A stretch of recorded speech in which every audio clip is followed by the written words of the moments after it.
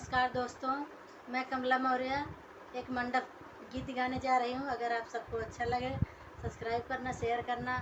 आप लोग कमेंट के माध्यम से ज़रूर बताना कैसा लगा वीडियो।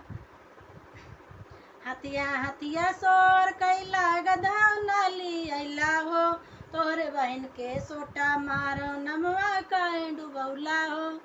हथिया हथिया सोर कैला गधा नाली अला हो, तोहरे बहन के सोटा मारो नमवा काहे डुबौला हो।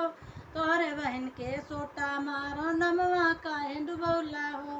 अपने बहन के साड़ी से पगड़ी बांधे अला हो, अपने बहन के साड़ी से पगड़ी बांधे अला हो। भागा भागा समधी साले तू नमवा काहे डुबौला हो। भागा भागा समधी साले नमवा काहे डुबौला हो।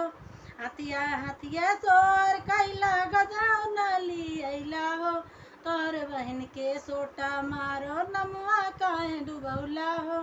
तोहरे बहन के सोटा मारो नमवा काहे डुबौला हो। गाड़ी गाड़ी सोर कैला पैदल चली अला हो, गाड़ी गाड़ी सोर कैला पैदल चली अला हो। तोहरे बहन के सोटा मारो नमवा काहे डुबौला हो। तोहरे बहन के सोटा मारो नमवा काहे डुबौला हो। अपने बहन के साड़ी से पगड़ी बांधे अला हो, भागा भागा अगुआ साले नमवा काहे डुबौला हो। मारा साले अगुआ को नमवा काहे डुबौला हो। हथिया हथिया सोर कैला गधा नाली अला हो, मारा समधी साले के नमवा काहे डुबौला हो।